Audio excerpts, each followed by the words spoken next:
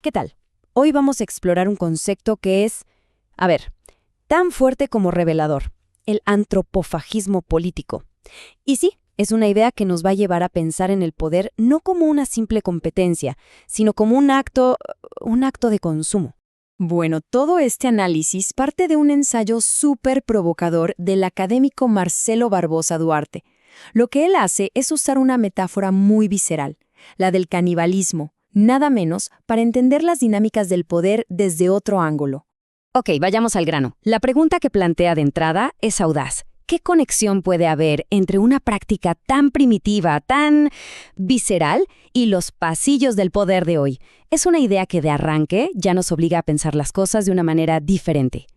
Para entender bien el argumento, primero hay que derribar un mito. Uno escucha antropofagia y casi automáticamente piensa en pueblos salvajes, ¿no? Pero la historia es mucho, mucho más compleja. Si le damos una mirada a esta línea de tiempo, vemos que el concepto y la práctica tienen raíces bien profundas en el corazón de lo que llamamos civilización occidental. Desde la antigua Grecia hasta la Europa medieval, a veces por ritual, otras por pura y dura supervivencia.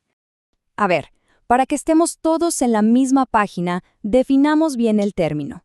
Antropofagia es una palabra que viene del griego antropos, que es humano, y phagein, que es comer.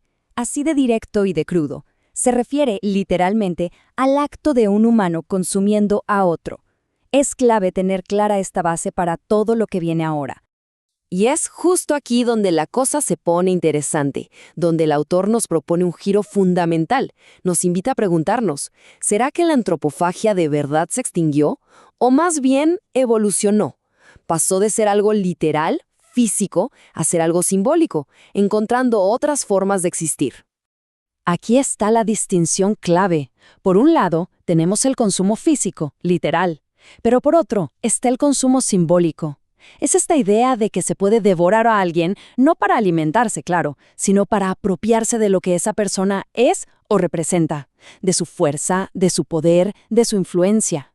Con esa base ya establecida, ahora sí, llegamos al corazón de este análisis. ¿Cómo es que esta metáfora tan potente, la del consumo, se aplica directamente al mundo de la política? Miren, esta cita del ensayo lo resume de una forma brillante. El objetivo del antropofagismo político no es solamente aniquilar al adversario, es un proceso doble, destrucción y apropiación. La idea es eliminar al rival, sí, pero al mismo tiempo absorber todo su capital político.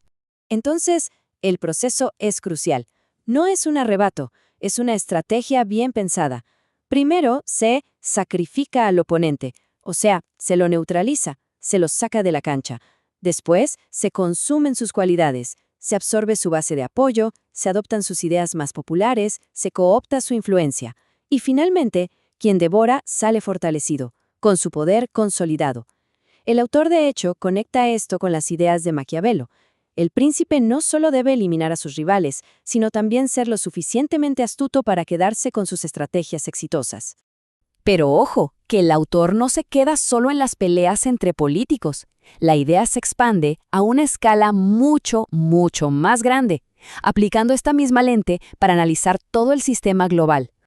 Y acá llega la afirmación más fuerte, la más provocadora de todo el ensayo. Duarte propone que el sistema capitalista, en su propia estructura, funciona como una especie de antropofagia a nivel mundial. Es una idea radical que lleva la metáfora de lo personal a lo sistémico. ¿Y cómo funcionaría esta devoración a nivel de sistema? Bueno, según el análisis, se da de forma simbólica, claro.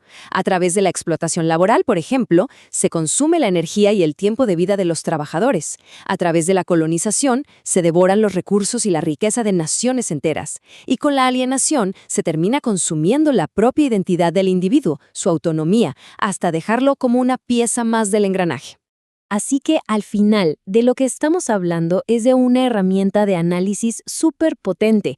Esta idea de la antropofagia nos permite trazar una línea, un hilo conductor que va desde prácticas rituales ancestrales, pasa por las tácticas de la política del día a día y llega hasta la estructura misma de la economía mundial.